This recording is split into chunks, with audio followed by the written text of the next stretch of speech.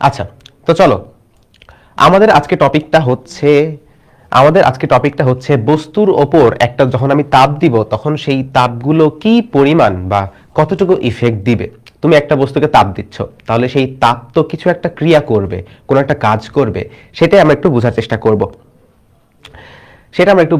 করব। তো ধরো একটি বস্তু আছে, একটা বস্তু ধরো এই রকম, এই যে এরকম একটা বস্তু দেখতে পাচ্ছ।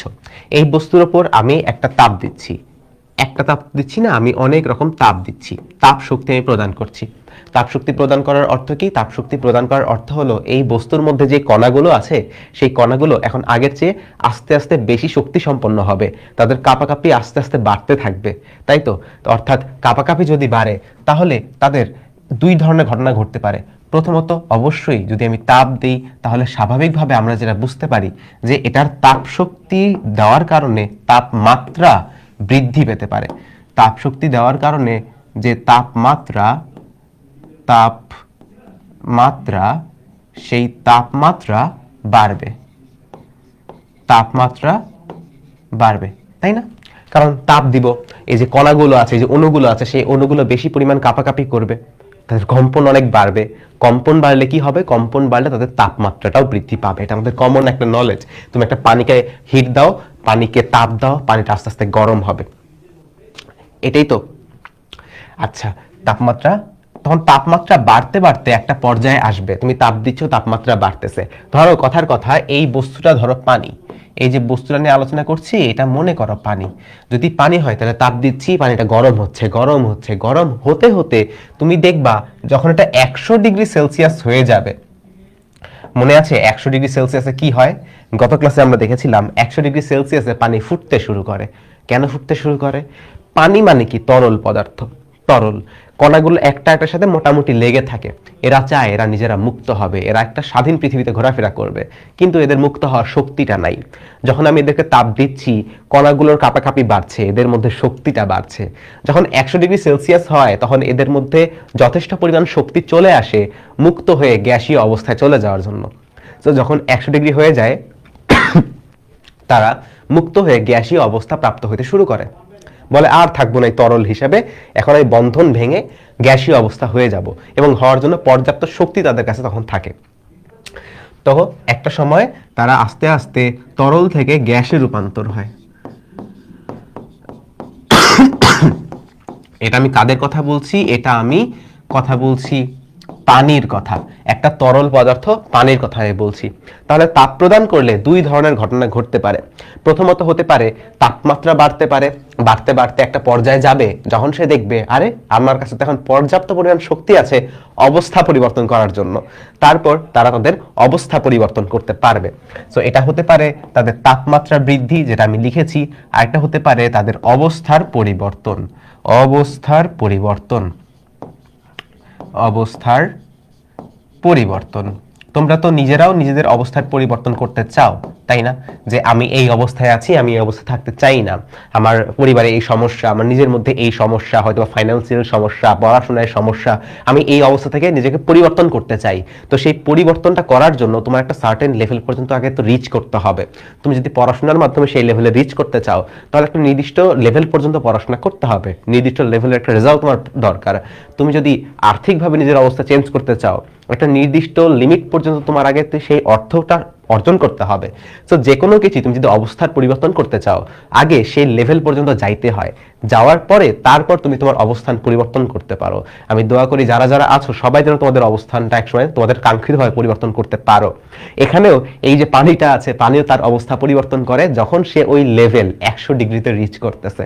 তো আমাদের দুই ধরনের ঘটনা ঘটতে পারে, এক আমাদের গরম হতে পারে, তাপমাত্রা পরিবর্তন হতে পারে, অথবা আমাদের বাষ্প হয়ে অবস্থার পরিবর্তন করতে পারে। এখন প্রথমে আমি এই যে তাপমাত্রা বৃদ্ধির এই জায়গাটা নিয়ে একটু আলোচনা করি। এটাকে একটু ছোট করে ফেলি, যেহেতু তোমরা দেখে ফেলেছো জিনিসটা, এটাকে আমি একটু ছোট করে ফেলতেছি। এইটুকু তো খুবই বেসিক আলোচনা ছিল, তোমরা বুঝতে পেরেছো কিনা একটু আমাকে কমেন্টে জানিও যে হ্যাঁ ভাইয়া বুঝতে পেরেছি অথবা না ভাইয়া বুঝতে পারিনি। যখন আমাদের তাপমাত্রাটা বৃদ্ধি পায়, যখন আমাদের তাপমাত্রা বৃদ্ধির ক্ষেত্রে তাপমাত্রা বাড়ার সময় ধরো কথার কথা আমি 1 কেজি ভরের পানি নিয়েছি, পানি নিতে পারি বা যে কোনো কিছু নিতে পারি। ধরো কথার কথা আমি 1 কেজির যে কোনো একটা বস্তু নিয়েছি যার ভর হচ্ছে 1 কেজি। তো 1 কেজি ভরের একটা বস্তু, 1 কেজি ভরের একটা বস্তু, আমি তো বুঝতেছি যে এটার তাপমাত্রা বাড়বে, হয় তাপমাত্রা বাড়বে বা অবস্থার পরিবর্তন হবে। তো তোমাদের মধ্যে হয়তো প্রশ্ন আসতে পারে, যখন অবস্থার পরিবর্তন হবে তখন কি তাপমাত্রা বাড়বে না? না, বাড়বে না।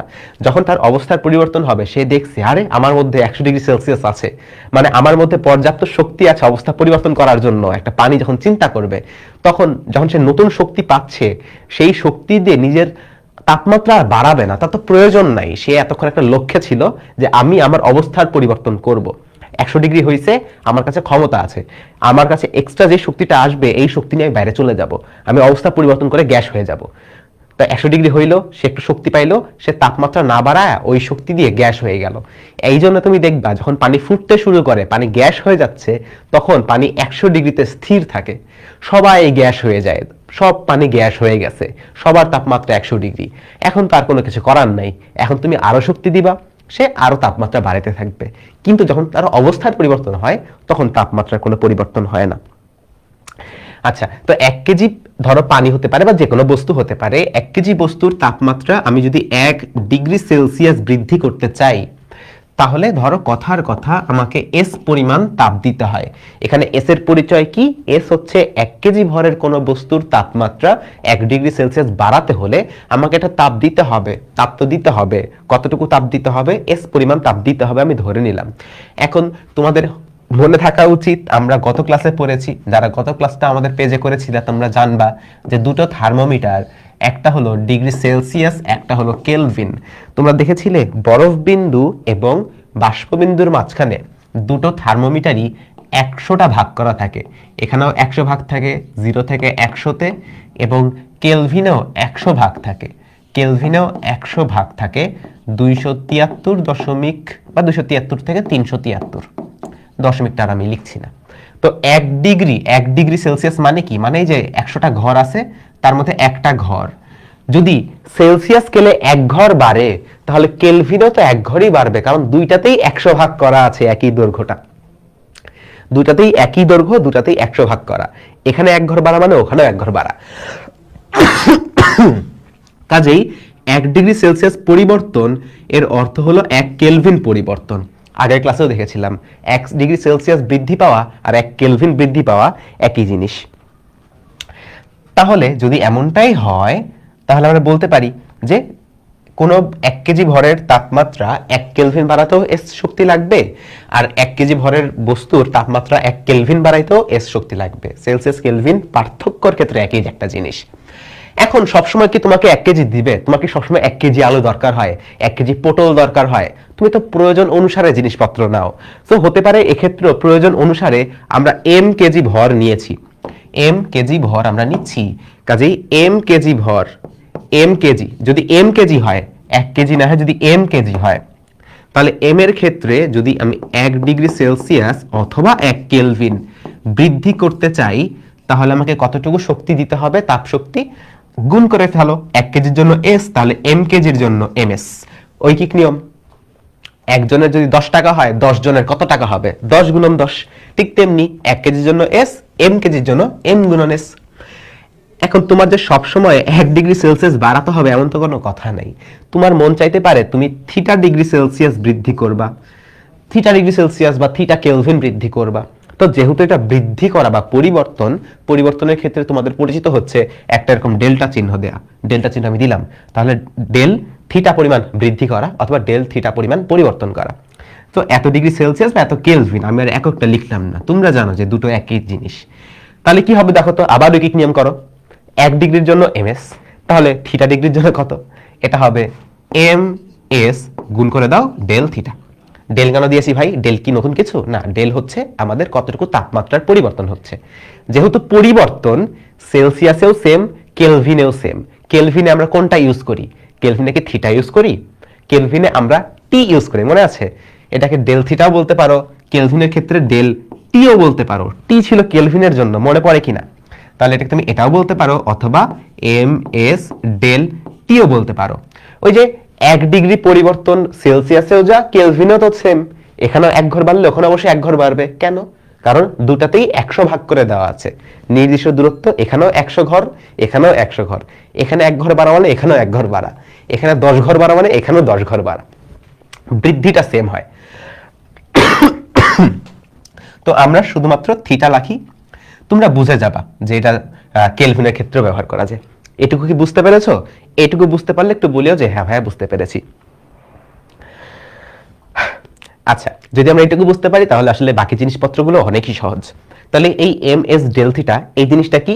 এই জিনিসটা হচ্ছে এম কেজি ভরের, এম কেজি ভরের কোন বস্তুর তাপমাত্রা থিটা ডিগ্রি সেলসিয়াস বা থিটা কেলভিন বা টি কেলভিন যাই বলো না কেন, থিটা ডিগ্রি পরিবর্তনের জন্য যে পরিমাণ শক্তি দরকার হয় বা যে পরিমাণ তাপ শক্তি দিতে হয়, সেই তাপ শক্তির পরিমাণ হচ্ছে M S del theta, M S del theta.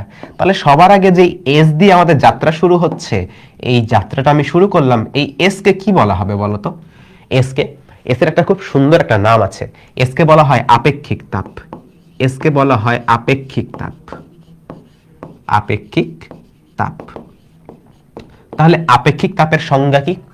1 KG ভরের কোনো বস্তুর তাপমাত্রা 1 ডিগ্রি সেলসিয়াস পরিবর্তন করার জন্য যে পরিমাণ তাপ দিতে হয় তাকে আমরা বলি আপেক্ষিক তাপ। বুঝেছি? আচ্ছা, যদি বুঝতে পারি তাহলে এর সংজ্ঞা কত হবে? সংজ্ঞা তো সংজ্ঞা কেন, এটার একক কি হবে? একক মাথায় আসে কিছু? একক কি হতে পারে? দেখো, এককটা অনেক সহজ, তুমি একটু খেয়াল করো। এসকে আমরা কি বলছি? এসকে আমরা বলছি এমন একটা জিনিস যেটা 1 কেজি ভরের তাপমাত্রা 1 ডিগ্রি সেলসিয়াস বৃদ্ধি করে। অর্থাৎ এমন কত জুল, মানে এটা তো শক্তি, এটা তো আলটিমেটলি তাপ শক্তি, তাই না? এস তাপ শক্তি, যে কতটুকু শক্তি প্রয়োজন হয়, তাহলে এটা তাপ শক্তি না? তো প্রতি কেজির তাপমাত্রা প্রতি ডিগ্রি পরিবর্তনের জন্য প্রয়োজনীয় শক্তি, এভাবে চিন্তা করো, প্রতি কেজির তাপমাত্রা প্রতি ডিগ্রি পরিবর্তনের জন্য প্রয়োজনীয় তাপ শক্তি। অর্থাৎ এটা তো তাপ শক্তি হবে, বোঝাই যাচ্ছে, তো জুল হবে। কিসের জুল? প্রতি কেজির বা পার কেজি, প্রত্যেক কেজিতে, প্রত্যেক ডিগ্রি সেলসিয়াসে বা প্রত্যেক ডিগ্রি কেলভিনে, পার কেলভিন যত জুল শক্তি প্রয়োজন হয়। সো এত জুল শক্তি প্রত্যেক কেজির প্রত্যেক কেলভিনের জন্য, এই জন্য একসাথে বলা হয় joule per kg per kelvin. প্রত্যেক কেজির প্রত্যেক কেলভিন বৃদ্ধির জন্য যত জুল শক্তি প্রয়োজন হয়। সো একটু সুন্দর ভাষায় বললে এমন হয় যে 1 কেজি ভরের তাপমাত্রা 1 কেলভিন বৃদ্ধি করতে যতটুকু শক্তির প্রয়োজন হয়, এটা সেলসিয়াস দিয়েও বলা যায়। সো আমরা এখানে এককটা পেয়ে গেছি, যেটাকে আমরা বলছি একক, এটাকে আমরা বলছি আপেক্ষিক তাপের একক। এখন এটা তো হলো তাপমাত্রা বৃদ্ধি পাওয়ার সময়, তাপমাত্রা বাড়ার সময় এই অবস্থা হয়। সো তাপমাত্রা বাড়ার সময় আমরা বলতে পারি এটা সমান সমান আমার শক্তি। এখন আমি তো বললাম তাপমাত্রা বৃদ্ধি পাচ্ছে, তখন এই অবস্থা। যদি তাপমাত্রা হ্রাস পায় তাহলে তাপমাত্রার পরিবর্তনটা বের করবা, কতটুকু পরিবর্তন হলো, এই ফর্মুলা দিবা, ওইভাবে তুমি তাপমাত্রা কতটুকু হ্রাস করতে হবে, কতটুকু তাপশক্তি বের করে নিতে হবে, সেটাও তুমি বের করতে পারবা। যদি তাপমাত্রা বৃদ্ধি পায় তুমি বুঝতে পারছো তাপ দিতে হবে, যদি তাপমাত্রা হ্রাস পায় এই ফর্মুলা থেকে তুমি বের করতে পারবা কতটুকু তাপ সরাই ফেলতে হবে। আচ্ছা, এটা তো গেল আমাদের তাপমাত্রা বৃদ্ধি পাওয়ার সময়। আমাদের আরো আছে, যখন আমাদের তাপমাত্রা বৃদ্ধি পায় না, শুধুমাত্র অবস্থার পরিবর্তন হয়, তখন কি হবে? যদি শুধুমাত্র অবস্থার পরিবর্তন হয়, আমাদের অবস্থার পরিবর্তন, আমি বললাম যখন অবস্থার পরিবর্তন হয় তখন তো তাপমাত্রা স্থির থাকে, তাপমাত্রার পরিবর্তন হয় না, তাপমাত্রা স্থির থাকে। যে বরফ থেকে যখন পানি হয় অবস্থার পরিবর্তন হয়, কিংবা পানি থেকে যখন বাষ্প হয় অবস্থার পরিবর্তন হয়, তখন এদের তাপমাত্রার কোনো পরিবর্তন হয় না, তাপমাত্রা স্থির থাকে। ওদের ওই নির্দিষ্ট তাপমাত্রা, ওই লেভেল পর্যন্ত তারা পৌঁছায় গেছে। নতুন শক্তি পাইলে তারা তাপমাত্রা বাড়ায় না, তারা অবস্থার পরিবর্তন করে। এরপর অবস্থার পরিবর্তন সব যখন হয়ে যায়, আর অবস্থার পরিবর্তন করার মতো কিছু নাই, তখন আবার শক্তি যখন আসতেইছে, শক্তিটা নিয়ে তাপমাত্রা বাড়াতে থাকে। তো এই অবস্থায় কি হবে? এই অবস্থায় তো এই তাপমাত্রার পরিবর্তন এই পার্টটা থাকবে না। তাহলে যদি তুমি 1 কেজি ভরের বস্তুর তাপমাত্রা তো স্থির থাকবে, অবস্থার পরিবর্তন করবা, 1 কেজি ভরের বস্তুর অবস্থার পরিবর্তন করতে তোমার একটা শক্তির ধরো প্রয়োজন হয়, তোমার ধরো এল শক্তির প্রয়োজন হয়, এটাকে আমরা বললাম এল। সরি, আমার অনেক কাশি হয়েছে আজকে। আমার 1 কেজির জন্য প্রয়োজন হয় এল, তাহলে এম কেজির জন্য কতটুকু প্রয়োজন হবে? তাহলে এম কেজির জন্য কতটুকু প্রয়োজন হবে? প্রয়োজন হবে এম এল। অনেকে এম এল এফ বলে, এম এল ভি বলে, অত ঝামেলার দরকার নাই, এম এল এম এল। এখানে এল কি জিনিস? এল কে বলা হয় আপেক্ষিক সুপ্ত তাপ। সুপ্ত তাপ, সুপ্ত, সুপ্ত মানে লুকানো। লুকানো, তুমি এখানে তাপ দিচ্ছ কিন্তু তার তাপমাত্রার কোনো পরিবর্তন হচ্ছে না, সে তলে তলে একটা ঘটনা ঘটাচ্ছে। কি ঘটনা ঘটাচ্ছে? সে তার অবস্থার পরিবর্তন করে ফেলছে, সে পালায় যাইতেছে, সে বলছে আমি আর এভাবে থাকবো না, ও অবস্থার পরিবর্তন করে ফেলবো আমার। এই জন্য এটাকে বলা হয় সুপ্ত তাপ, লুকায় লুকায় যে তাপটা ইউজ করা হয়। তো এটাকে বলা হয় আমাদের আপেক্ষিক সুপ্ত তাপ। টোটাল এই যে তাপটা আমি দিলাম এম এল পরিমাণ তাপ, এই তাপ তো কোনো পরিবর্তন করে না তাপমাত্রার, এই তাপ সম্পূর্ণটাই অবস্থার পরিবর্তন করে, এইটাকে বলা হয় সুপ্ত তাপ। আর এইটাকে, এই যে 1 কেজির জন্য যতটুকু শক্তি প্রয়োজন, এটাকে যেমন বলা হতো আপেক্ষিক তাপ, এটাকে বলা হয় আপেক্ষিক সুপ্ত তাপ। আপেক্ষিক সুপ্ত তাপ।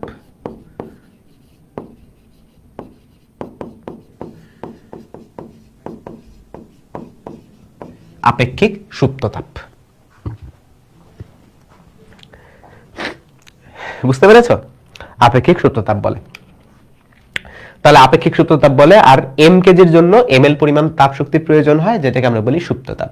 এই পরিমাণ শক্তিটা আমরা কখন হিসাব করব? যখন তার অবস্থার পরিবর্তন হবে, তখন তো তাপমাত্রা চেঞ্জ হচ্ছে না, তাপমাত্রা তো আগের মতোই আছে, শুধুমাত্র আমাদের কতটুকু কেজি হিসাব করতে হচ্ছে সেইটা। আচ্ছা, যদি এটুকু বুঝি তাহলে আসো তুই বলো তো এবার তাহলে যে আপেক্ষিক সুপ্ত তাপের একক কত হবে? আপেক্ষিক সুপ্ত তাপের একক কত হতে পারে তোমার কি মনে হয়?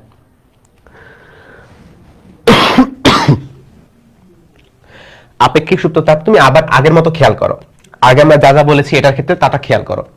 এস ছিল কত শক্তি প্রতি কেজি প্রতি কেলভিনের জন্য প্রয়োজন হয়, এখানে কি কতটুকু শক্তি, এল হলো কতটুকু শক্তি প্রতি কেজির জন্য প্রয়োজন হয়, প্রতি কেজির জন্য। এখানে কিন্তু আর এই যে তাপমাত্রা নাই, তাই এটার একক হবে জুল পার কেজি, শুধুমাত্র জুল পার কেজি। এই তো শেষ, একক আমাদের শেষ। এখন তোমাদের একটু মনে রাখা উচিত যে কিছু সুপ্ততাপ মনে রাখা উচিত, আমাদের পানিরটা মনে রাখা দরকার, অবশ্যই পানির সুপ্ততাপ মনে রাখা দরকার। তো সুপ্ততাপ কখন হয়? যখন তার অবস্থার পরিবর্তন হয়, অবস্থার পরিবর্তন হয়, অবস্থার পরিবর্তন। তো আমাদের যে বরফ থাকে, আমি ধর একটা বরফ আঁকাই, একটা কিউব ধরো, বরফের একটা কিউব, হ্যাঁ বরফের একটা কিউব, এই যে গলে যাইতেছে, টপ টপ করে পানি পড়তেছে, যে গলে যাইতেছে, বরফের একটা কিউব, হ্যাঁ এই বরফের কিউবটা তার অবস্থা পরিবর্তন করে সম্পূর্ণটাই পানি হয়ে যাবে, তরল হয়ে যাবে, এবং এই তরলটা তারপরে কি হবে? তারপরে বাষ্প হয়ে উপরে উড়ে যাবে, বাষ্প হয়ে উড়ে যাবে। সো এটার অবস্থা কয়বার পরিবর্তন হতে পারে? এখান থেকে এখানে একবার, এখান থেকে এখানে একবার, দুইবার অবস্থার পরিবর্তন হয় পানির। তাহলে পানির ক্ষেত্রে সুপ্ত তাপ দুই রকম হওয়ার কথা। যখন সে, খেয়াল করো, বাষ্প থেকে পানি হচ্ছে তখন এক ধরনের সুপ্ত তাপ পাওয়া যাওয়ার কথা, আবার যখন সে বরফ থেকে পানি হচ্ছে তখন একটা সুপ্ত তাপ পাওয়া যাওয়ার কথা, আবার যখন সে পানি থেকে বাষ্প হচ্ছে তখন তো আরেকটা চেঞ্জ, অন্যরকম একটা পরিবর্তন, তখন আরেকটা সুপ্ত তাপ পাওয়ার কথা, আপেক্ষিক সুপ্ত তাপ। সো কোনটার ক্ষেত্রে কখন এল এর মান কত হবে এটা একটু মনে রাখবা। হ্যাঁ, আমি তোমাকে বলে দিই, সুপ্ত তাপের ক্ষেত্রে যখন সে বরফ থেকে পানি হচ্ছে, বরফ থেকে পানি বা বরফ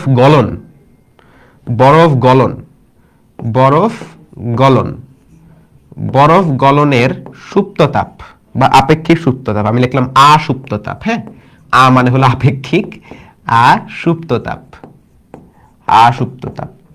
কত হবে জানো? এটা বরফ গলনের ক্ষেত্রে মনে রাখবা, এটা হবে 3.36 into 10⁵ joule per KG. 3.36 into 10⁵ joule per KG. ঠিক আছে, এখন লিখছে ইয়াসির ভাইয়া ক্লাস নিবে না, ইয়াসির ভাইয়া ক্লাস নিবে না, তবে ইয়াসিন ভাইয়া ক্লাস নিবে এই চ্যাপ্টারের পরের চ্যাপ্টারে। আচ্ছা, তো বরফ গলনের আপেক্ষিক সুপ্ত তাপ এইটা। আবার বরফ পানি থেকে বরফ তো গলে পানি হয়ে গেল, যদি উল্টাটা হিসাব করো যে পানি থেকে বরফ হবে, তাপমাত্রা সরায় ফেলবো, সরি তাপ সরায় ফেলবো, তাপ আমি শোষণ করে ফেলবো, ঠান্ডা করে ফেলবো, ঠান্ডা করতে করতে পানি একসময় পানি থেকে বরফ হয়ে যাবে, তখনও এই পরিমাণ শক্তি সরায় নিয়ে ফেলতে হবে।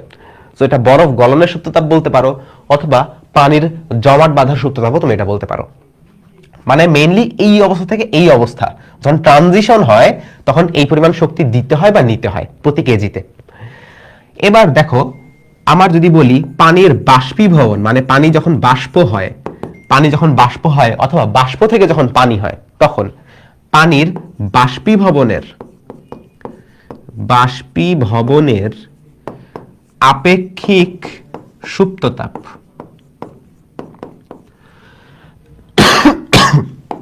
এটার ক্ষেত্রে কত হয়? 2.26 into 10⁶ joule per KG. 2.26 into 10⁶ joule per KG. এটা মনে রাখবা। আরেকটা জিনিস মনে রাখবা, সেটা হবে সুপ্ততাপ না, সুপ্ততাপ তো এই দুটা মনে রাখলেই হবে, আর অন্য কোনো সুপ্ততাপ থাকলে প্রশ্নে বলে দিবে, কিন্তু পানির ক্ষেত্রে তোমাকে অনেক সময় বলে দেয় না, বুঝছো? পানির ক্ষেত্রে এরা অনেক সময় একটু ঝামেলা করে, এরা বলতে চায় না যে পানির তো এরা জানবেই। সো এইটা তুমি জানলা। হ্যাঁ, আরেকটা জানবা যে পানির যে আপেক্ষিক তাপটা আছে, যে 1 কেজি পানির তাপমাত্রা তো বৃদ্ধি পাবে, যখন অবস্থার পরিবর্তন হবে তাপমাত্রা বাড়বে না, কিন্তু নরমাল একটা পানি ধরো 30°C তাপমাত্রা বা 40°C তাপমাত্রা, তুমি যদি আরো তাপ দাও তো তাপমাত্রা বাড়বে। তো পানির আপেক্ষিক তাপ,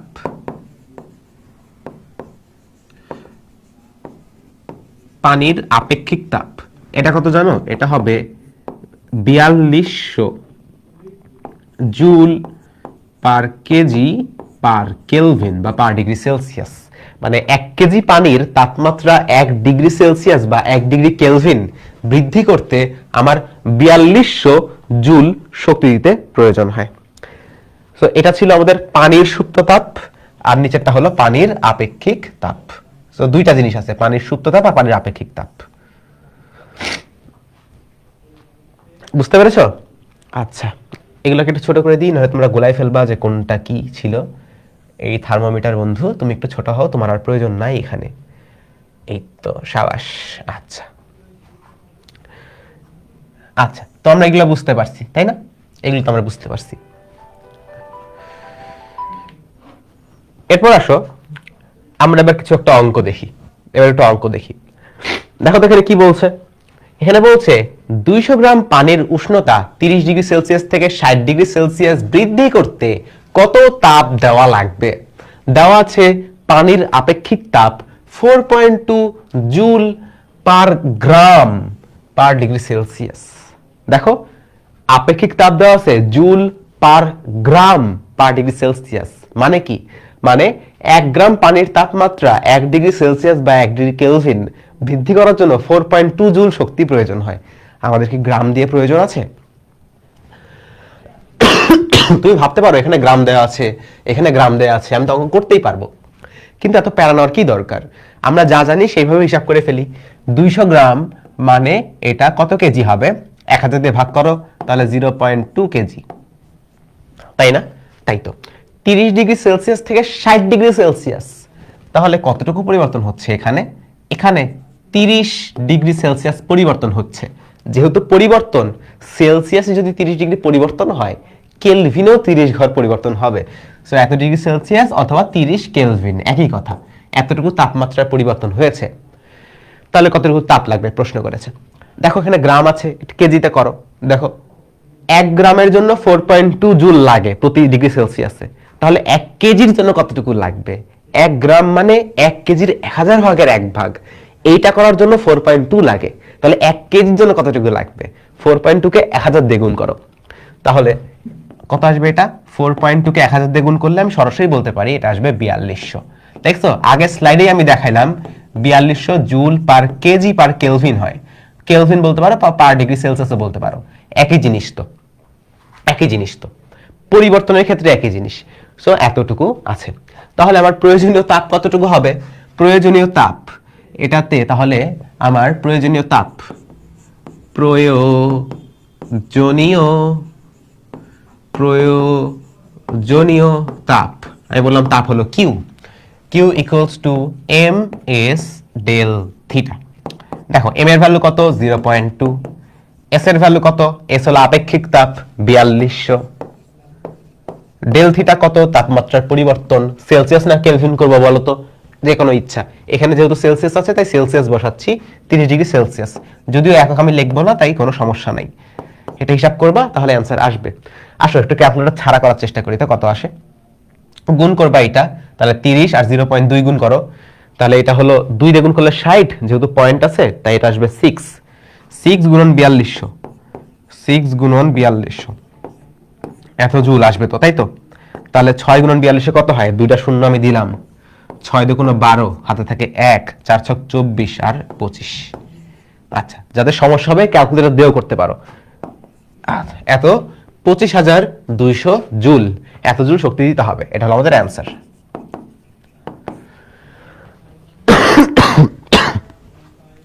বুঝেছি ভাইয়ারা আমরা?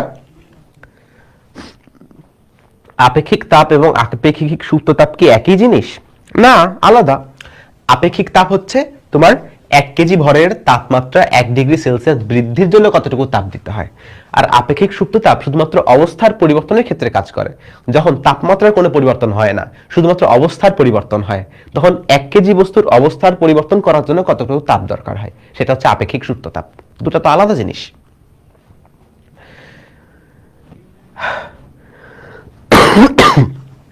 ওকে, চলো তাহলে এটা আমরা বুঝতে পেরেছি। চলো নেক্সট অঙ্ক দেখি। তোমাকে বলেছে 0 ডিগ্রি সেলসিয়াস তাপমাত্রায় 20 গ্রাম পানির সঙ্গে 10 ডিগ্রি সেলসিয়াস তাপমাত্রার 40 গ্রাম পানি মেশানো হলে চূড়ান্ত তাপমাত্রা কত হবে। এটা হবে কত হবে। হ্যাঁ, আমি আসলে ঘামতেছি, এত শীত না, হ্যাঁ ঘামতেছি, হুডি পরে ঘামতেছি, কিন্তু হুডি খুলতে পারবো না, কারণ ভিতরে যে আমার ড্রেসটা আছে, এই যে গেঞ্জি, এটা দেখলে আমাকে পিওর কামলা মনে হবে। আমি চাই না আমার এত লাইভে দেখে কামলার মতো মনে হোক, এই জন্য আমি আসলে এটা পরে আছি, বুঝছো। মোটা মানুষ তো, একটু ভুঁড়ি টুড়ি আছে, সো ওই যে গেঞ্জি পরে থাকলে বেশি মোটা মনে হয়, সো হুডি টুডি পরে থাকলে একটু মোটা কম মনে হয়, এটা নিনজা টেকনিক। তাহলে 0 ডিগ্রি সেলসিয়াস তাপমাত্রায় 20 গ্রাম পানির সঙ্গে এতটুকু 10 ডিগ্রির 40 গ্রাম পানি মেশানো হয়েছে।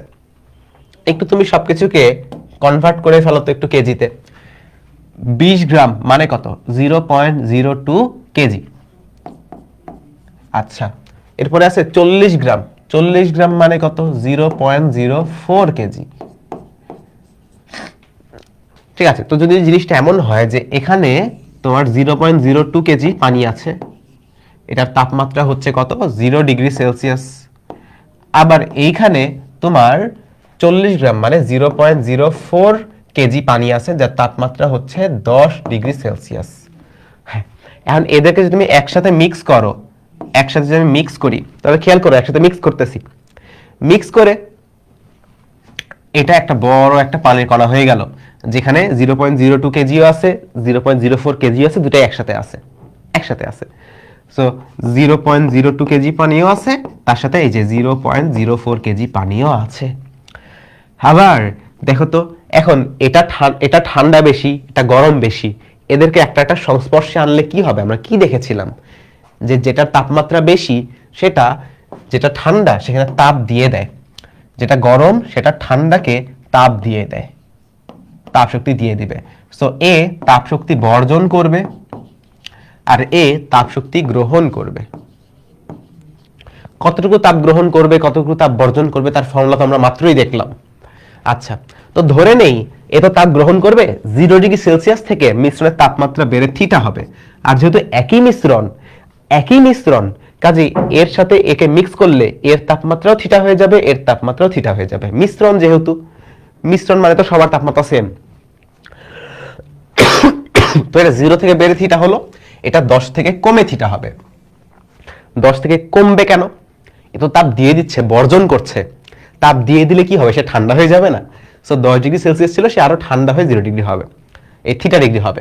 কাজে থিটার পরিচয়টা কি, থিটা অবশ্যই 0 ডিগ্রির চেয়ে বেশি, 0 এর চেয়ে বেশি, কিন্তু 10 ডিগ্রির চেয়ে কম। 10 ডিগ্রি এর চেয়ে কম। এরকম একটা অবস্থা হলো থিটা। আচ্ছা, তাহলে তো আমরা এখন বুঝতেই পারতেছি একজন গ্রহণ করবে, একজন বর্জন করবে। তাহলে হিসাবটা কি রকম হতে পারে? গ্রহণ করা তাপ আর বর্জন করা তাপ সমান হবে, কারণ যতটুকু তাপ গ্রহণ করবে ততটুকু তাপই তো বর্জন করবে, তাই না? এইটাকে তাপ ছেড়ে দিবে, তারপর ওই তাপটাই গ্রহণ করবে, এমনটাই তো হবে। এই যে চাপ ছেড়ে দিল, ওইটা সে গ্রহণ করলো। তাহলে গ্রহণ করা তাপ কতটুকু তাপ গ্রহণ করবে? দেখো তো, m1 লিখলাম, s1 লিখলাম, তারপর আমি লিখলাম del theta 1 equals to m2 কতটুকু তাপ বর্জন করবে হিসাব করব, s2 ডেল থিটা 2। এবার হিসাব করো কি হইতেছে। গ্রহণ করতেছে মানে কি? m1 ভর মানে 0.02 ইনটু s1 মানে কত? দুইটাই কিন্তু পানি, কাজে s1 আর s2 দুইটাই পানি, s1 s2 দুইটাই কিন্তু সেম। সো আমি কাটাকাটি করে দিতে পারি, কাটাকাটি করে দিলাম। এই দেখো ভালো মতোই কাটলাম, এই দেখো ভালো মতোই আমি কাটলাম। হ্যাঁ, আচ্ছা দুইটা টান দেওয়া ঠিক না, আবার মনে করবে লাইন কেটে দিছি। সো এই যে এটাও কাটাকাটি করে দিলাম, এটাও কাটাকাটি করে দিলাম। তাহলে m1 থিটা 1, থিটা মানে তাপমাত্রার পরিবর্তন, 0 থেকে থিটা হইছে, 0 থেকে বৃদ্ধি পায় থিটা, তাহলে theta minus 0 equals two m2 মানে কত? 0.04। 10 থেকে কমে থিটা হইছে, 10 থেকে কমে থিটা, তাহলে 10 বেশি মাইনাস থিটা। সো এটা হলো আমাদের বর্জন করা তাপ, এটা হলো আমাদের গ্রহণ করা তাপ, এই দুটা সমান হবে অবশ্যই। তাহলে এবার হিসাব করো, তাহলে 0.02 গুণন থিটা ইকুয়ালস টু 0.04 গুণন 10 মাইনাস 0.04 গুণন থিটা। এবার থিটার ভ্যালুটা বের করবা। এবার জাস্ট এখান থেকে এই যে থিটার ভ্যালুটা বের করে ফেলবা। এই যে থিটা আছে না, এই যে থিটা, এই থিটার ভ্যালুটা বের করে ফেলবা।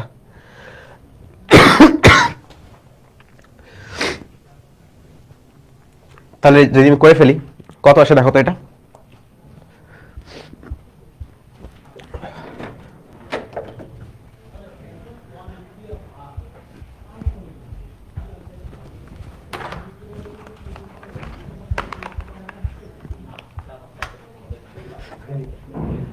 করছো? আমি ক্যালকুলেটর আনতে গেছিলাম, চলে আসছে। তাহলে এটা কত হয়? এটা হবে 0.04 গুণন 10, এটাকে এই পাশে নিয়ে আসলে যোগ, তাহলে 0.06 হবে, যায় ভাগ 06। এটা আসতেছে 6 পয়েন্ট, কি হলো এটা, কেন হলো এটা? এটা হবে 6.67 ডিগ্রি সেলসিয়াস, 6.67 ডিগ্রি সেলসিয়াস। বুঝছি, একটু বললেও যে এটা আসে কিনা, আমি তাড়াহুড়া করলাম, ভুলও হতে পারে, চাহলে হতে। ঠিক আছে, এটা হলো আমাদের অ্যান্সার। আচ্ছা, তাহলে খুব ইজি, মানে বুঝতে পারলাম এগুলো খুব ইজি ম্যাথ আসলে। এরপর দেখো, এ, বি এবং সি তিনটি সমভর সম্পন্ন তরল আছে, এদের উষ্ণতা যথাক্রমে 14 ডিগ্রি সেলসিয়াস, 24 ডিগ্রি সেলসিয়াস আর 40 ডিগ্রি সেলসিয়াস। এ, বি আর সি এর তাপমাত্রা দেওয়া আছে। তোমাকে বলেছে এ এবং বি যদি মিক্স করি তাহলে মিশ্রণের তাপমাত্রা হয় 20 ডিগ্রি সেলসিয়াস, বি আর সি যদি মিক্স করি সেটা হবে 34 ডিগ্রি সেলসিয়াস। তাহলে এ, বি, সি তিনটাকেই মিক্স করলে তার তাপমাত্রা কত হবে? এটা হলো প্রশ্ন, মজার একটা প্রশ্ন, বুয়েটের একটা প্রশ্ন। এটা তোমার বুয়েটে আসছিল, তবে তারও আগে এটা ইন্ডিয়ায় একটা পরীক্ষা আসছিল। তো আসলে একটু মানে মজার একটা জিনিস, সলভ করতে মজা লাগবে, তোমাদের জানা জিনিস দিয়ে হবে, তবে একটু একটা এক্সট্রা লাইন জানতে হবে। দেখো এখন একটা এক্সট্রা লাইন দেখিয়ে আসি। আমরা কি দেখেছিলাম? আমরা একটু আগেই দেখলাম যে একটা m1 ভরের বস্তু যার আপেক্ষিক তাপ হলো s1, তাপমাত্রা ধরো θ1, আরেকটা বস্তু যেটার ভর হলো m2, আপেক্ষিক তাপ s2, তাপমাত্রা θ2, যদি আমরা মিক্স করি তাহলে তাদের সম্মিলিত তাপমাত্রা হয়ে গেল ধরো θ। আগের অঙ্কে আমরা কিন্তু সেম জিনিস দেখছি। তাহলে যদি এমন হয়, আমরা কি লিখছিলাম? আমরা লিখছিলাম m1 s1 এখান থেকে এখানে, হ্যাঁ তাই না? ধরলাম এটার মান কম, এটা হলো ঠান্ডা, আর এটার মানটা বেশি, এটার মানটা একটু বেশি গরম ধরে নিলাম। হ্যাঁ ধরে নিলাম। তাহলে এটা ঠান্ডা, এটা তাপ গ্রহণ করে তাপমাত্রা বেড়ে যেতে হবে। এটা অনেক গরম, এটা তাপ বর্জন করে কমে এত হবে। সো একে তাপ দিয়ে দিল, এরকম একটা ঘটনা ঘটছে, আগের অঙ্কে আমরা দেখছি। তাহলে এটা কম, তাপমাত্রা বেড়ে এটা হবে। So theta minus theta one, এটা হলো আমাদের গ্রহণ করা শক্তি, ইকুয়ালস টু m2s2। এবার কি লিখলাম আমরা? এবার আমরা দেখব তাপমাত্রার পরিবর্তন। এ তাপ বর্জন করে ঠান্ডা হয়ে থিটা হয়ে গেল, তাহলে এটার থেকে কমে থিটা হয়ে গেল, তাহলে থিটা টু মাইনাস থিটা। এখন খেয়াল করতে পারতেছো কি না, আমি চাইতেছি এখানে থিটা মাইনাস থিটা ওয়ান আছে, আবার এখানে থিটা টু মাইনাস থিটা আছে। আমি দুই ক্ষেত্রেই থিটাকে সামনে রাখতে চাই। এখানে থিটা তো পরে আছে, থিটাকে আমি সামনে রাখতে চাই। হ্যাঁ, তো থিটাকে যদি আমি সামনে নিয়ে আসি, কেন নিয়ে আসতেছি এখনই দেখবা, কেন নিয়ে আসতেছি এখনই দেখবা। তাহলে m1s1 theta minus theta one equals to m2s2 theta minus theta two.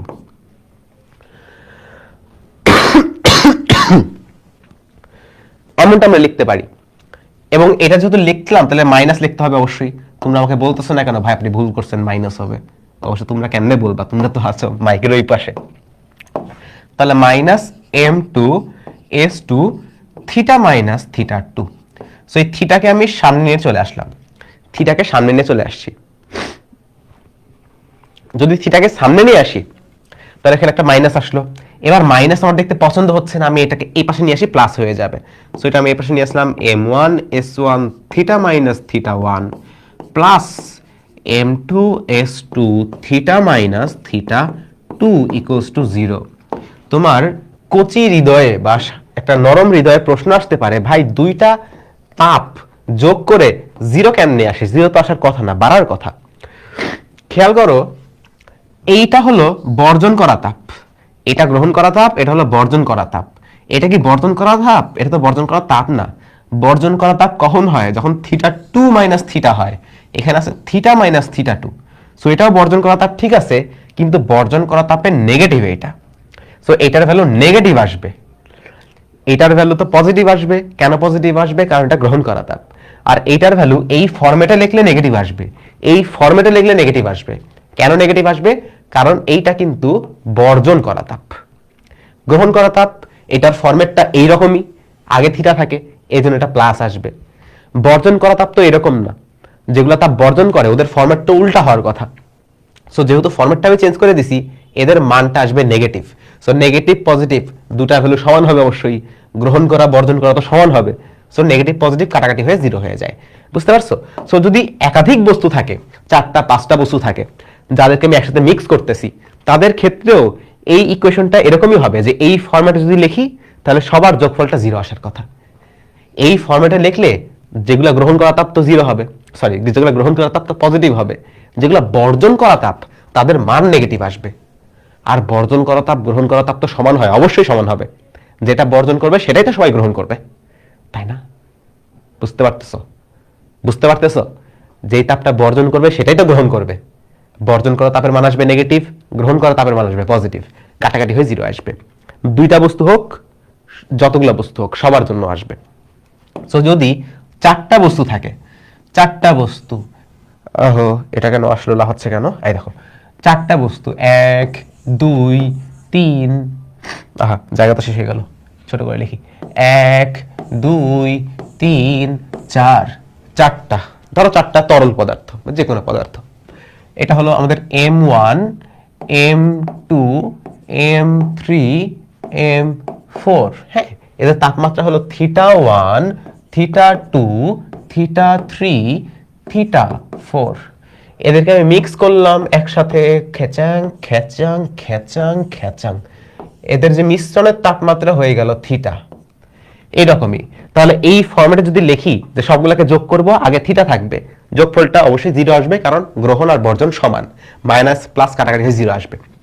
So এটা আমি লিখতে পারি m1 theta 1 into theta minus theta 1 plus m2 theta, sorry theta কেন লিখছি, আরে বলো এখানে কেন থিটা লিখছি, এখানে তো হবে s, m1 s1। এই তাই পাগল হয়ে গেছি। এটাকে লিখলাম আপেক্ষিক তাপ S1, এটা আপেক্ষিক তাপ S2, এটা আপেক্ষিক তাপ S3, এটা আপেক্ষিক তাপ S4। হ্যাঁ এবার ঠিক আছে, এবার ঠিক আছে না, এবার ঠিক আছে। So m2s2 theta minus theta 2 plus m3s3 theta minus theta 3 plus m4s4 theta minus theta 4 equals to 0 আন্ডা। এইটা হবে, এটা হওয়ার কথা। বুঝতে পেরেছো?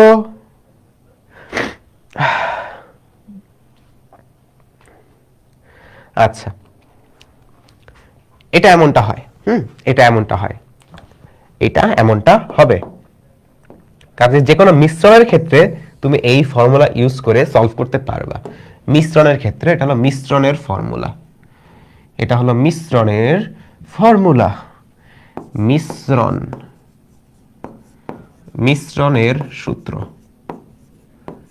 মিশ্রণের সূত্র। তাহলে এটাকে আগে নিয়ে আসি। আচ্ছা, এবার আসে এই অঙ্কটা আমরা সলভ করার চেষ্টা করি। এখানে তিনটা বস্তুকে যখন আমরা মিক্স করব তখন ওই ফর্মুলাটা ইউজ করতে হবে। তার আগে একটা একটা করে করি। প্রথমে তো আমাদের এ এবং বি কে মিক্স করছে, এ এবং বি কে মিক্স করছে। দুইটা বস্তুকে মিক্স করা তো আমরা করতেই পারি, এটা তো আমরা করে আসলাম অঙ্কটা, একটা বস্তু একটা বস্তু মিক্স করা। সো এ ও বি এদেরকে মিক্স করলে কি হবে? প্রথমত আমরা দেখি এ ও বি কে মিক্স করলে কি হবে।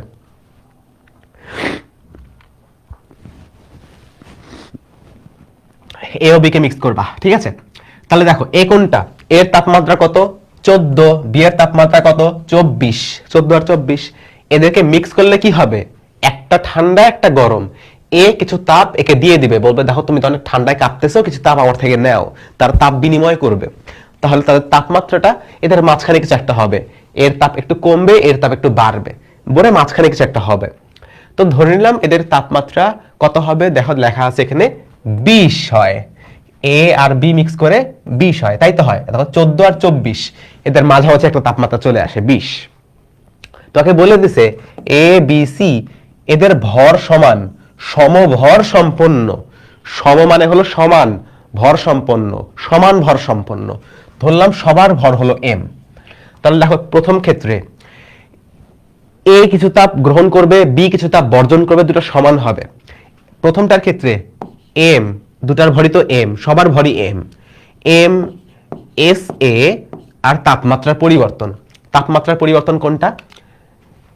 14 থেকে হয়ে গেছে 20, তাহলে 20 মাইনাস 14 ইকুয়ালস টু বর্জন করা তাপ 24 ডিগ্রি, এটা বর্জন করবে, বি বর্জন করবে। তাহলে এম এস বি কতটুকু বর্জন করবে? 24 থেকে বর্জন করে 20 হয়ে যাবে, তাহলে 24 মাইনাস 20 হয়ে গেল। দেখো তো, দেখো তো হয়ে গেল। তাহলে এম এম কাটা, কারণ মান সমান। S A into 6 equals to S B into 4, বুঝতে পারতেছি তো অবশ্যই। তাহলে এস এ কত আসবে ভাইয়া বলো তো একটু? এস এ কত আসবে? 4 থাকবে, নিচে 6 আসবে ইন্টু এস বি, তাহলে কত আসছে এটা? তাহলে আমরা এখান থেকে পাচ্ছি যে S A equals to 2/3 S B. হ্যাঁ, এটা আমরা পাইলাম এখান থেকে। এই দেখো এস এ এবং এস বি এর মধ্যে সম্পর্ক পাইলাম। কেন পাইলাম? এটা দিয়ে আমরা কি করব জানি না, লাগতে পারে, জানি না কি করব, বাট লাগতে পারে। আমাদের এই শর্তটা দেওয়া ছিল, শর্ত থেকে আমরা এই ইনফরমেশনটা বের করতে পারছি। এরপরে আমরা দেখি কি করা যায়। যখন আমরা বি ও সি কে মিক্স করব, তখন কি হচ্ছে? বি এইটা, সি এইটা, এই দুটাকে মিক্স করব। এটাকে সবুজ কালি দিয়ে করি। বি এইটা এবং সি এইটা, যখন বি ও সি মিক্স হয় তখন তাদের তাপমাত্রা হয় 34 ডিগ্রি সেলসিয়াস। হ্যাঁ, তো এই 24 আর 40 মিক্স হয়ে হচ্ছে 34। তো 40 বর্জন করে হচ্ছে 34, 24 গ্রহণ করে হচ্ছে 34। সো বি ও সি এর ক্ষেত্রে এম এস বি, বি কি করবে? গ্রহণ করে তাপমাত্রা বাড়াবে, গ্রহণ করে হয়ে গেছে 34, আগে ছিল কত? আগে ছিল এটা 24, equals to M S C, C কি করবে? বর্জন করে হবে 34, আগে ছিল 40, বর্জন করে হয়ে গেল 34। সো আগে ছিল 40, বর্জন করে হয়ে গেল 34। এবার হিসাব করো, এম এম কাটা, কেন কাটা? কারণ এদের ভাই মান তো সেম, মান সবারই সেম, ভর সবারই সেম। তাহলে এস বি সমান সমান পাচ্ছি, এটা কত আসবে? এটা 10, এটা আসবে 6, 6 আর নিচে 10 আমি নিয়ে গেলাম, তাহলে 6/10 মানে 3/5, এটা গুণন এস সি হবে, এস সি, এস সি। তাহলে এস বি সমান সমান কত আসতেছে? আমি কি ঠিক লিখলাম? আমি কি ঠিক লিখেছি প্রিয় বন্ধুরা? হ্যাঁ, ঠিকই তো আছে। তাহলে এস বি সমান সমান আসে 3/5 এস সি।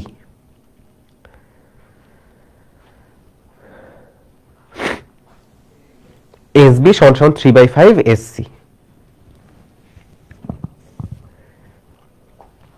ওকে ওকে ওকে ওকে ওকে ডান, ওকে ডান। আচ্ছা, তাহলে আমরা আবার কি জানতাম? আমরা আবার জানতাম এস এ সমান 2/3 এস বি, এস এ সমান 2/3 এস বি। আবার এই যে এস বি, এস বি সমান আমরা দেখছি 2/3 এস সি। তাহলে আমরা একবারে কম্বাইন করে এখানে বলতে পারি, একবারে কম্বাইন করে বলতে পারি যে S A, S A equals to 2/3 S B তো ছিল, আবার এই যে এস বি, এস বি এর জায়গায় এই যে 3/5 এস সি, আমরা এখানে যে শর্তটা আমরা এখানে পাইলাম, এই যে এখানে যেটা পাইলাম, এখানে যেটা পাইলাম এস বি সমান 3/5 এস সি, এস বি এর জায়গাতে এটা লেখা যায়।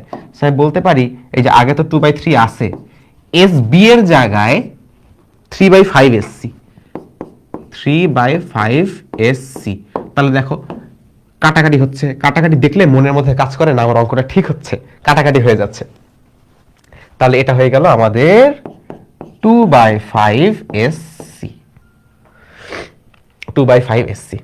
তাহলে আলটিমেটলি আমাদের ফাইনাল ইকুয়েশন কোনটা আসতেছে? S A equals to 2/3 S B equals to 2/5 S C. এটা আসছে। আচ্ছা, এটা আসলো, এরপর কি আসবে? এরপর আমাদের কি? এরপর আমরা তিনটাকে মিশ্রিত করব, মিশ্রিত করে এটা তাপমাত্রা একটা হবে যেটা বের করতে হবে। ধরি মিশ্রিত করলে মিশ্রণের উষ্ণতা হয় থিটা, ধরি মিশ্রণের উষ্ণতা হয় থিটা, তাহলে মিশ্রণের ক্ষেত্রে কোন ফর্মুলা আমরা দেখছিলাম? এই ফর্মুলা আমরা দেখলাম, তাই তো? এই ফর্মুলাটা একটু লিখো তাহলে। তাহলে আমাদের কি আসা উচিত মিশ্রণের ক্ষেত্রে? মিশ্রণের ক্ষেত্রে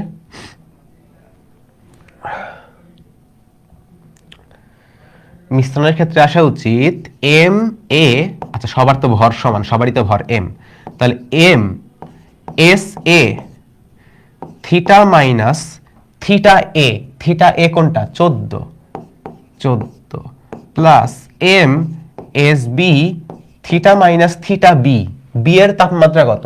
24 plus M S C theta minus theta C, theta C মানে কত? 40 ডিগ্রি সেলসিয়াস, 40। এই 40, 24, 14 তিনটাকে একসাথে মিশ্রিত করে আমার থিটা ডিগ্রি সেলসিয়াস পাওয়া যাচ্ছে, ইকুয়ালস টু আসে আমাদের 0, কারণ গ্রহণ বর্জন কাটাকাটি হয়ে 0 হয়ে যাবে। তাহলে আমরা এখান থেকে কি লিখতে পারি? এম এম এম কাটা তথাস্থ, তাহলে S A theta minus 14 plus S B theta minus 24 plus S C theta minus 40 equals to 0, equals to 0। এখন এখানে কি হতে পারে? আর কি হতে পারে দেখো তো। এস এ তো ঠিক আছে, আমি এস এ রাখলাম, S A theta minus 14, theta minus 14। S B যেটা, এস বি আর এস এর মধ্যে আমরা সম্পর্ক জানি, এস বি আর এস এর মধ্যে একটা সম্পর্ক জানি, তাহলে এস বি কে রিপ্লেস করে এস এ দিয়ে লিখতে পারি। দেখো তো এখান থেকে আমরা কি বের করতে পারি? এখান থেকে আমরা কি বের করতে পারি? এই দুটো ইকুয়েশন থেকে S A equals to 2/3 S B, তাহলে এস বি সমান কত হওয়া উচিত? ওই পারে পাঠায় দাও এটাকে, তাহলে 3/2, এই যে এই জিনিসটাকে তুমি ওই পারে পাঠায় দাও, তাহলে কত আসবে? 3/2 এস এ। সো এটা লিখে দাও এস বি এর জায়গায়, এটা এস বি এর জায়গায় তুমি এই যে এই জিনিসটা লিখে দাও 3/2 S A theta minus 24 same কাজটা এসসি এর জন্য করো, এসসি এর জন্য করো। দেখো এস এ আর এসসি এর মধ্যে একটা সম্পর্ক আছে। তাহলে আমি লিখতে পারি এস এ সমান 2/5 এসসি। তাহলে এসসি সমান সমান কত হবে? এই যে 2/5, এটা তুমি ওই পারে পাঠায় দাও। পাঠিয়ে দিলে কি হবে? ওই পারে পাঠিয়ে দিলে কি হবে? এটা 5/2 হয়ে যাবে, 5/2 এস এ। তাহলে তুমি লিখতে পারো 5/2 এস এ থিটা মাইনাস 40। প্রশ্ন হলো কেন করলাম? কারণ এখানে কাটাকাটি হয়ে যাবে, এই সব ঝামেলা ডিলিট হয়ে যাবে। এই যে এস এ কাটো, এই যে এস এ কাটো, এই যে এস এ কাটো, ঝামেলা ডিলিট হয়ে গেল। হ্যাঁ, ঝামেলাটা ডিলিট হয়ে গেল। তো ঝামেলা ডিলিট হওয়া মানে সুবিধা ইনস্টল হয়ে যাচ্ছে। তো এখন সুবিধাটা কি হচ্ছে? থিটা মাইনাস 14 প্লাস 3/2 গুণ করে দাও 3/2 থিটা, 3/2 থিটা মাইনাস 3/2 গুণন 24 প্লাস 5/2 গুণ করে দাও 5/2 থিটা মাইনাস 5/2 গুণন 40 ইকুয়ালস টু 0, ইকুয়ালস টু 0। বুঝছো? এবার এখান থেকে থিটা ভ্যালুটা বের করো। দেখো একটা রাশি, থিটা ভ্যালুটাকে হিসাব করে বের করো। এখান থেকে থিটা ভ্যালুটা বের করো কত আসে। আমিও করি, তোমরা করো, দেখি কাটটা তাড়াতাড়ি হয়। কে জানি বলতেছিল যে অঙ্ক অনেক সহজ লাগতেছে। বাবা কোথায় তুমি? দেখি তোমার কমেন্টে খুঁজি, তুমি কোন জায়গায় আছো। দেখি বাবা তুমি কোন জায়গায় আছো। একজন কমেন্ট করছে পারভেজ ভাইয়ের ক্লাস করবো নাকি চিন্ময় ভাইয়ের, দুইটা একসাথে চলে কেন? আরে বেটা, এটা তো এইচএসসি 26 ব্যাচের ক্লাস। চিন্ময় দা নিতেছে পাওয়ার প্লেতে ক্লাস, ওটা তো 25 ব্যাচের ক্লাস। সো 25 ব্যাচ হলে চিন্ময় দার ক্লাস করবা, 26 ব্যাচ হলে আমার ক্লাস করবা।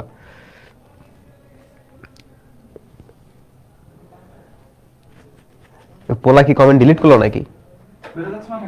আচ্ছা, কমেন্ট দেওয়ার পাইতেছি না, পোলা মানে কমেন্ট ডিলিট করছে নাকি? আচ্ছা যাই হোক, এখান থেকে থিটা ভ্যালু কত আসে? আমি তো করলামই না, করে ফেলি। তাহলে okay, theta minus 14 plus 3/2 x minus 3/2 into 24 plus 5/2 into minus 5/2 into 40।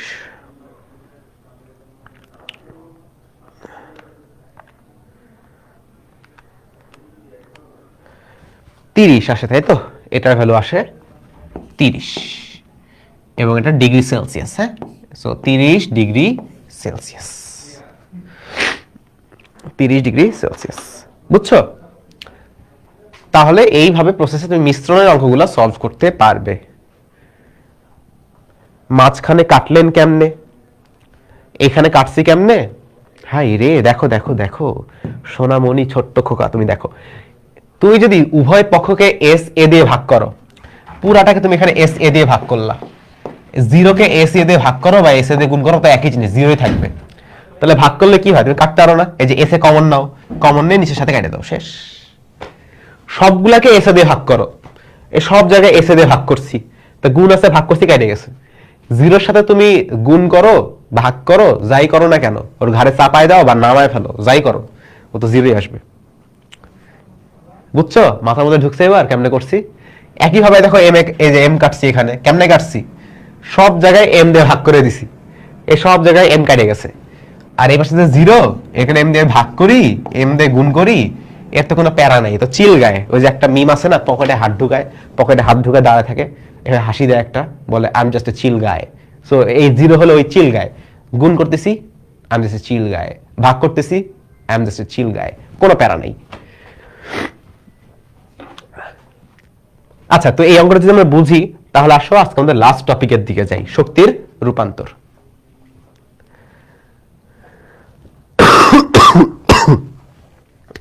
শক্তির রূপান্তর দেখো একটু।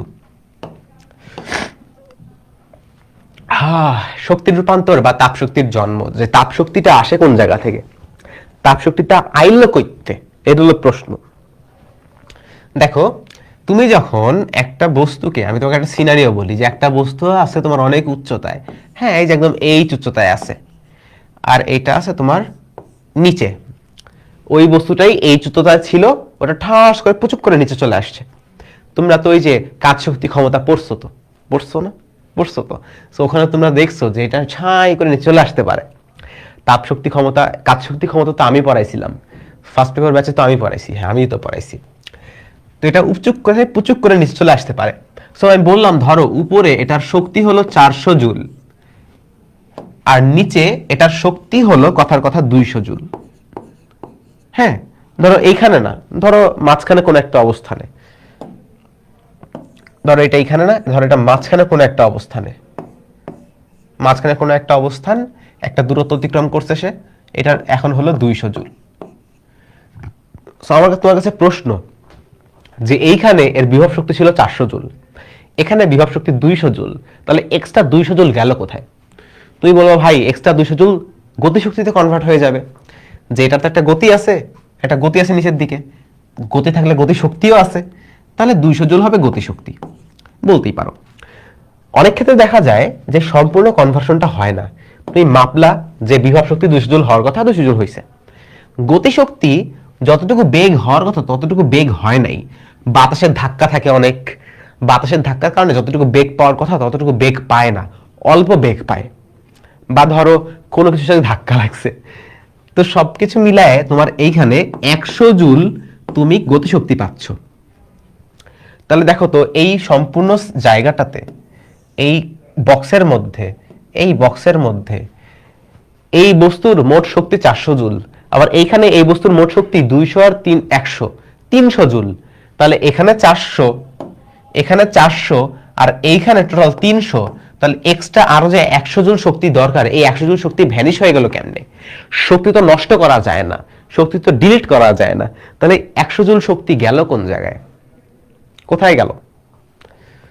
উত্তর হচ্ছে কোথাও যায় নাই। এই 100 জুল শক্তি এই বস্তুর মধ্যে তাপ শক্তি আকারে জমা হয়ে গেছে।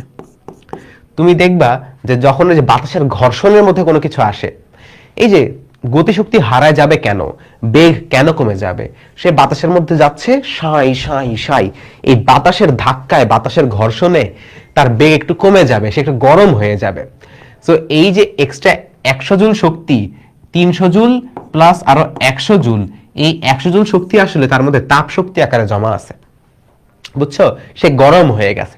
ওই যে দেখো না যে একটা উল্কা বা একটা ধূমকেতু বা যে কোনো কিছু যখন পৃথিবীর মধ্যে ঢুকে তখন সেটা আগুন জ্বলে ওঠে, যে যে উল্কা পড়তেছে, ধোঁয়া বেরোচ্ছে, কেন হয় জানো?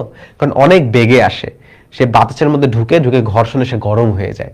তো অনেক সময় দেখা যায় যে আমার যে শক্তিটা রূপান্তর হয়ে যাচ্ছে, শক্তি রূপান্তর হয়ে তাপ শক্তিতে রূপান্তর হয়ে যায়, বুঝছো? সো যদি দেখো কোনো জায়গায় শক্তি হারায় গেছে, শক্তি নাই হয়ে গেছে, তুমি বুঝতেছো না আরে ভাই শক্তি কি হইলো, শক্তিটা হয়তো বা তাপ শক্তিতে কনভার্ট হয়ে গেছে।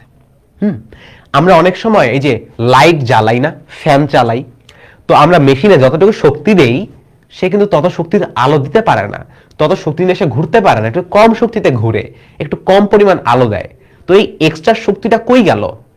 উধাও হয়ে গেছে, ডিলিট হয়ে গেছে? হয়নি।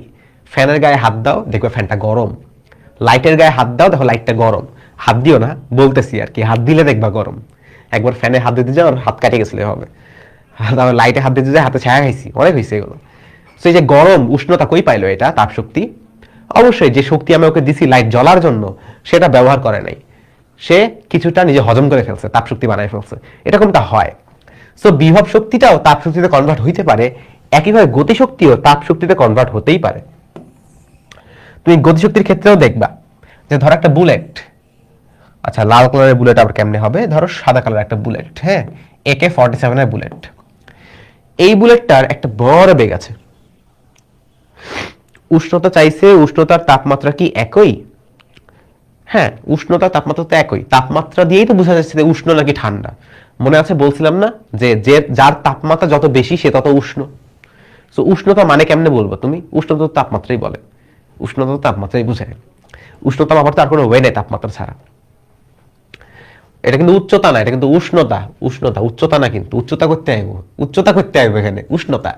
তো উষ্ণতা মানে তো তাপমাত্রাই, তাপমাত্রা ছাড়া তার উষ্ণতা মাপার কোনো ওয়ে নাই। উষ্ণতা মানে গরম নাকি ঠান্ডা, সেটা তাপমাত্রাতেই মাপবে। দেখো তো এখানে যে বুলেটটা আছে, এই বুলেটটার ধর একটা বেগ আছে v = 1000 1000 কিলোমিটার পার আওয়ার। হ্যাঁ, 1000 কিলোমিটার পার আওয়ার, বা এত এত বেগ না দেই, ধর থাক 1000 কিলোমিটার পার আওয়ার। বা যদি আমি একটু রিয়েলিস্টিক ভাবে লিখতে চাই, এটা ধরো হবে তোমার 100 মিটার পার সেকেন্ড বা 200 মিটার পার সেকেন্ড, আমি জানি না বেগ কত হয়। এটা গেল, যায় এখানে দেখো একটা লোক দাঁড়ায় আছে, লোক না, ধরো এখানে একটা কাঠ আছে, সেই গুলিটা যায় ঠাস করে গায়ে লাগলো, লাগার পর এই গুলিটা এখানে থেমে গেছে, ওই যে টুক টুক থেমে গেছে, এখন এই যে থেমে গেছে। তো এখন দেখো এর মধ্যে একটা গতিশক্তি আছে, অবশ্যই গতি আছে, তার মানে কি, তার মানে গতিশক্তি আছে, গতি আছে তার মানে গতিশক্তিও আছে। তো এই গতিশক্তি নিয়ে গেল, যায় ঠুক করে ধাক্কা খাইলো, এখন এটা কিন্তু থেমে গেছে, এখানে বেগ কিন্তু শূন্য। প্রশ্ন হচ্ছে তোমার কাছে, মাননীয় স্পিকারের কাছে প্রশ্ন হচ্ছে, যদি এটা 0 হয় তার মানে এখানে কোনো গতিশক্তি নাই, তাহলে গতিশক্তি গেল কোন জায়গায়?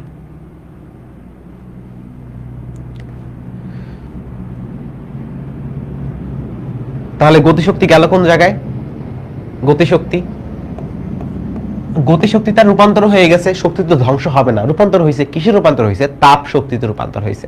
দেখবা গুলি করার পর বুলেট ধরলে দেখবা অনেক গরম, আবার কেউ ধরো না, ধরলে দেখবা এটা গরম, সো ধরলে দেখবা যে এই বুলেটটা অনেক গরম, হট, এটা অনেক হিট আছে, এটার মধ্যে অনেক উষ্ণতা আছে, অনেক তাপমাত্রা আছে, এটা অনেক গরম। সো এই তাপমাত্রাটাই, তাপ শক্তিটা কোন জায়গায় পাইলো? তাপমাত্রা বাড়াতে তো তাপ শক্তি লাগবে, তাপ শক্তিটা কোথায় পাইছে? এই যে এখানে যে গতিশক্তি ছিল ই কে, এই গতিশক্তিটা এখন এটাতে তাপ শক্তিতে রূপান্তর হয়ে গেছে। সো গতিশক্তিও তাপ শক্তিতে রূপান্তর হতে পারে। আমরা কিছু অঙ্ক দেখব, অঙ্ক দেখলে আমাদের আইডিয়াটা ক্লিয়ার হয়ে যাবে এই সম্পর্কে। দেখো তো এই অঙ্কটা, আচ্ছা 0 ডিগ্রি সেলসিয়াস, হ্যাঁ এটা দেখো 0 degree Celsius, 0 degree Celsius, 0 degree Celsius উষ্ণতার এক খণ্ড বরফকে কত উচ্চতা থেকে ছেড়ে দিলে মাটির সঙ্গে সংঘাতে সম্পূর্ণটাই গলে যাবে?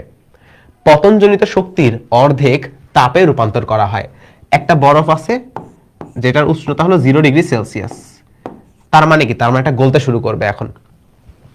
তো এটা নিচে চলে আসলো, একটা উচ্চতা এইচ আছে, একটা এইচ উচ্চতা থেকে নিচে চলে আসলো, এটা এইচ উচ্চতা থেকে নিচে পড়ে গেল, উপর থেকে এইচ উচ্চতা নিচে চলে আসলো। এখন উপরে তার মধ্যে একটা শক্তি ছিল mgh, বিভব শক্তি পড়েছো তোমরা, mgh। যখন সে নিচে চলে আসবে তখন আমরা ধরে নেই বিভব শক্তি শূন্য।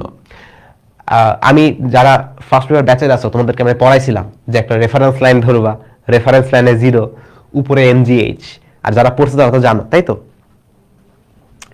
তাহলে এই mgh এখানে নিচে চলে আসলো, তাহলে পার্থক্য কতটুকু হলো? বিভব শক্তি কতটুকু চেঞ্জ হয়ে গেল, শক্তির কতটুকু পরিবর্তন হইলো? দেখো তো mgh সম্পূর্ণটাই চেঞ্জ হয়ে গেছে, এতটুকু ছিল এটা 0 হয়ে গেল, এতটুকু পরিবর্তন হইলো। তাহলে এই পরিবর্তিত শক্তিটা কোথায় গেছে? বিভব শক্তি থেকে গতিশক্তি হয়ে যেতে পারে। এখানে প্রশ্নে বলছে পতনজনিত যে শক্তিটা আছে, এই যে শক্তিটা আছে পতনজনিত শক্তি mgh, এটার অর্ধেক তাপে রূপান্তরিত হয়। তাহলে সম্পূর্ণ বিভব শক্তি গতিশক্তি হতে পারে না, মাঝখানে সে বাধা পায়, বাতাসের বাধা হতে পারে, যে কোনো বাধা হতে পারে, তার কারণে তার সম্পূর্ণ গতিশক্তি অর্জিত হয় না, অর্ধেক গতিশক্তি হয় আর অর্ধেক তাপ শক্তি হয়ে যায়। তাহলে এই যে mgh, এই mgh এর অর্ধেক তাপ শক্তি হয়ে যায়। এখন কতটুকু তাপ শক্তি? ঠিক ততটুকু তাপ শক্তি যার কারণে মাটির সঙ্গে সংঘাতে সম্পূর্ণ বরফটাই গলে যায়। তো মনে আছে, বরফ গলে যাওয়ার ক্ষেত্রে, গলে যাওয়া, বরফ গলে পানি হয়ে যাচ্ছে, অবস্থার রূপান্তর হচ্ছে, তখন আমরা সুপ্ত তাপ দিয়ে হিসাব করি। তো বরফের সুপ্ত তাপ মনে আছে তোমাদের? বরফের সুপ্ত তাপ কত ছিল?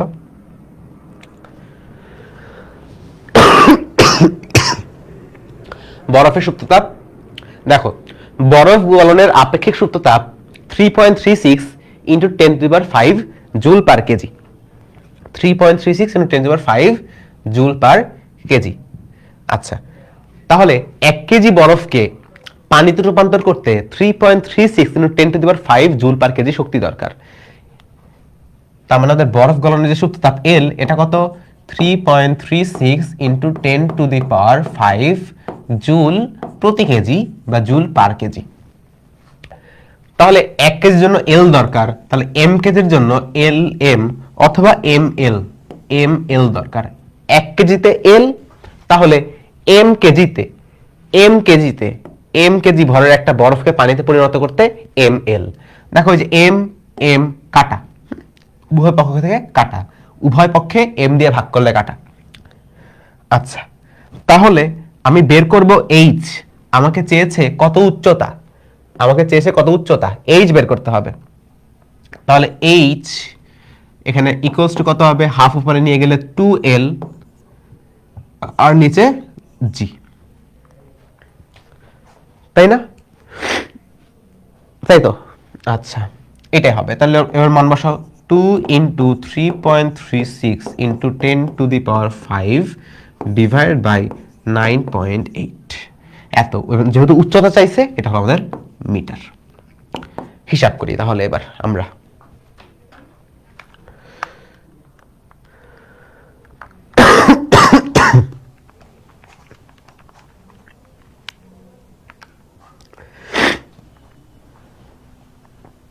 তাহলে এটা কত আসতেছে, এটা 9.8।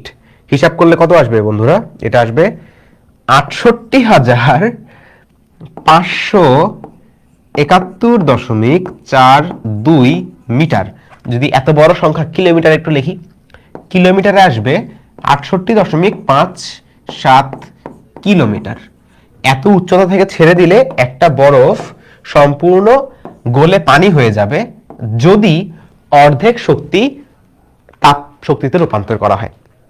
ঠিক আছে, এটা ডিপেন্ড করবে। যদি সম্পূর্ণটাই তাপ শক্তিতে রূপান্তর হতো তাহলে আরো কম উচ্চতা থেকেই হয়ে যেত। এখানে অর্ধেক শক্তি তাপ শক্তিতে রূপান্তর করা হয়েছে, এজন্য আমাকে অনেক উচ্চতা থেকে ছাড়া লাগছে।